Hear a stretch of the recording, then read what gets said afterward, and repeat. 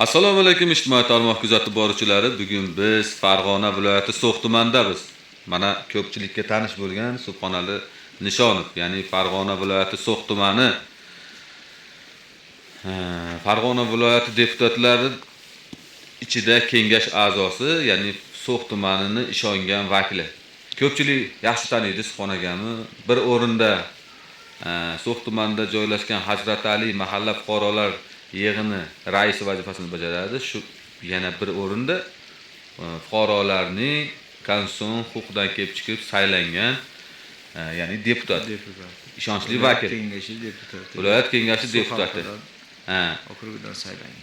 Xabaringiz bor, O'zbekiston Respublikasida islohotlar yangilanib, So'xga alohida e'tiborlar qaratishni boshlatilgan. Ya'ni O'zbekiston Respublikasida barcha svet, suv, yo'l masalasi, odamlarning hozirgi So'x tumanida yashayotgan aholini turmush sharoiti, ya'ni O'zbekiston Respublikasi prezidenti tomonidan doimiy nazoratda va shu o'rinda mana Farg'ona viloyati deputati ham fuqarolarni, ya'ni doimiy tinch, emin, erkin yashashi uchun ular ham o'zligini O'zbekistonda berilgan imkoniyatdan kelib chiqib harakat qilishadi.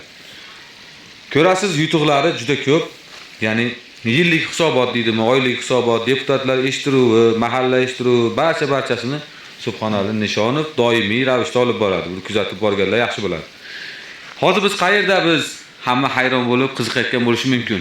Bag'da o'riz daraxtlar, yana bag'da har xil daraxtlar, o'zimizni archalar. Biz Farg'ona viloyati So'x tumani Chashma bulog'idamiz. Chashma. Keng muhokamalarga sabab bo'lgan, bir necha yillardan buyon odamlarda og'zidan tushmayotgan ko'p haligi muammolarga sabab bo'lgan, lekin hozirgi kunga kelib 2025-yilda mana so'lim tinchgina maskanga aylangan va qo'shni respublika Qirg'iziston Respublikasi va O'zbekiston Respublikasida shu buloqdan chiqayotgan shifobaxsh suvlarni taqsimoti to'g'ri qilinib, ular ham biz ham tenglikda foydalanib kelmoqdamiz. Shu holatlar bo'yicha mana Subhonali Nishonov, ya'ni deputatga yuzlanamiz.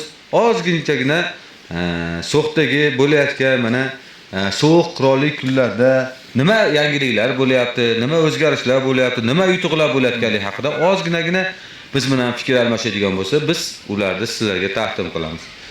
Eshitishimiz bo'yicha o'sha 2-3 ta mahallaga o'zingiz mahalla fuqarolar yig'ini, mahalla boshqaruvchilari, ya'ni ko'cha boshilari, nuroniylarning taklifiga asosan ichimlik suvini tortibsizlar. To'g'rimi? Albatta. Shu bo'yicha ozgina axborot bersangiz. Albatta, assalomu alaykum aziz Facebook do'stlar. Biz mana Chashma bulog'i bo'yida turibmiz Hamidjon bilan. Bu shunga o'xshagan Chashma bulog'iga o'xshagan So'x tumanimizda buloqlar juda ham ko'p, serob, o'sha shifobaxsh suvlari bilan, shifobaxsh ob-havolari bilan har birlari bir-birlaridan ajralib turadi. Tagob mavzesi bor, mana Obushir degan nimamiz bor. O'sha har sanog'iga yetmaydi kishi. Albatta, hali Hamidjon aytganlaridek, bizni mahallasida ham shu arog'imizni shu sarchashmasida Hazor Chashma mavjud bo'lib, bu Tagob mavzesidan joylashgan. Ushbu Tagob mavzesidan xuddi shunday samatog orqali olib borib 3 ta mahallaga hozir yetib borgan. Xudo xolasa yangi yil arafasida yangi yilga shu nima tuhfa desak ham xato bo'lmaydi bu xalq uchun. O'sha suvimiz har bir xonadonlarga hozir montaj ishlari olib bormoqda. Yangi avlod firmasi xodimlari. Xudo xolasa o'sha suvni bersak, aholi shu davlatdan, muhtaram prezidentimizdan minnatdor bo'ladi. Albatta bunday ishlarni o'sha har bir joydagi mahalla raisimi, deputatimi, hokimiyatda ishlayotgan vakillarmi, shu rahbarlarda ta'siri juda katta bo'ladi. O'sha rahbar borib turib o'sha mahallada mahalla keksalari, mahalla raislari, kengash a'zolari bilan suhbatlashib shunaqa nimalar loyihalarni amalga oshirilsa, biz So'x tumanimiz qisqa muddatda ichimlik suv bilan 100% bemalol ta'minlanib olamiz deb barallo ayta olaman. Fursatdan foydalanib shu Chashma bulog'idan turib hammalaringizni Yangi yil kelayotgan yangi yil bilan hammalaringizni tabriklayman. Ne shu ko'nglingizda orzu istaklar bo'lsa, Alloh taolo o'zi mustajob qilsin. Salomat bo'linglar.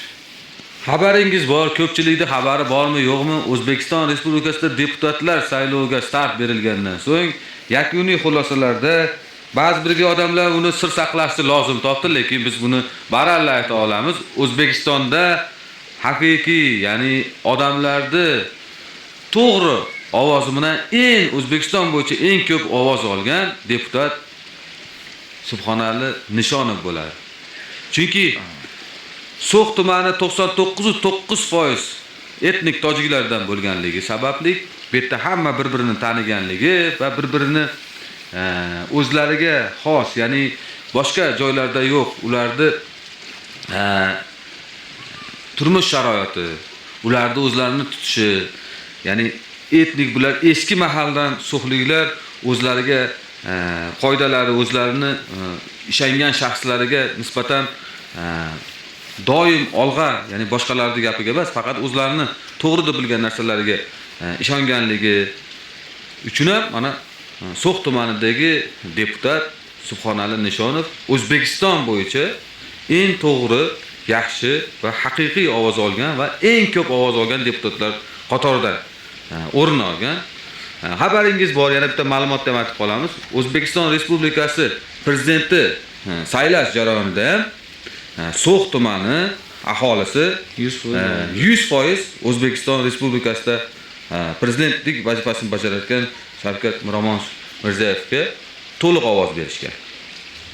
Chunki u kishining qilayotgan islohotlari, u kishining kelgusida qilish kerak bo'lgan ishlariga hech qanaqa shubhasiz ovoz berishgan va ular adashishmagan. Hozir mana kelayotganimizda ham yo'llar ravon, asfalt, ko'p joylarda endi biz eskidan kelib yuramiz, bu hech kimga sir emas.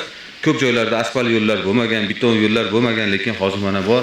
Hozir mana shu yerda kelib turibmiz, eng chekka joylarda ham chiroqlari bor, yo'llari bor. Endi musulmonchilik asta-sekin degandek, sekin-sekin o'zgaryapti, lekin hozirgi kundagi So'xdagi o'zgarishlar bu sekin-sekin deb bo'lmaydi. Bu jadallashib bo'layotgan. Albatta. O'sish soniga qaraganda ehtiyojiy infratuzilmalar ham o'zi yangilanib o'zgarish kerak. Lekin hozir So'x qaysi chekkasiga bormay, hatto yangi zamonaviy, ya'ni yangi O'zbekiston shukuhi jo'sh urmoqda. Bu o'rinda O'zbekiston Respublikasi prezidentining o'zini alohida e'tiborda turganligi asosiy masala bo'ladigan bo'lsa, ularda xizmatchilari, mana shunaqa deputatlar, tuman hokimligi rahbarlari, viloyat hokimi Xayrullo Hatbayev ancha O'zbekiston Respublikasida tun-kun xizmat qiluvchi odamlarni, So'x aholisining chekka joyda yashayotgan odamlarni ham ularni hozirgi kunda nima qilyapti degan so'rov bo'lganligi uchun mana hamma yo'q jimjit, mana Subhon akam bemalol sizlarni kirib kelayotgan yil yangilanishi bilan tabriklayapti. Albatta, yana bir bor tabriklaymiz. O'zbekiston Bapesh deydi So'x. Tojik tilida. Biz O'zbekiston oldinga. Chashma bulog'ida biz bu dengizni tagi bo'ladi, urug'i. Shunga o'xshagan ajoyib jilovlanar ekan bu. Men birinchi marta keldim, lekin mana So'xga ko'p kelaman, bir qismim yarimi So'x bo'lgani uchun, lekin Mashhadga umrimda birinchi marta keldim. Hayotim mana 40 ga kirib, endi birinchi marta keldim. Lekin kelganimdan afsus emasman. Xudo xolisa 100 ga kirganimda shu yerga kelishni niyat qo'yapman. Subhon akam lekin bo'ladi o'shanda birga kelamiz. Muqaddas joyimiz, albatta sizlarni hammalaringizni shu muqaddas Chashma bulog'imizga ziyorat qilishga, shu shifobaxsh suvidan ichishga men tavsiya berardim sizlarga. Omad amalariga. Salomat bo'ling. Salomat bo'ling.